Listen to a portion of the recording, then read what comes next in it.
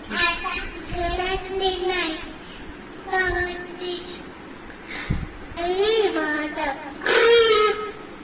आई गणपत सत्य साप आई माझी बाबा माझे परमेश्वर कश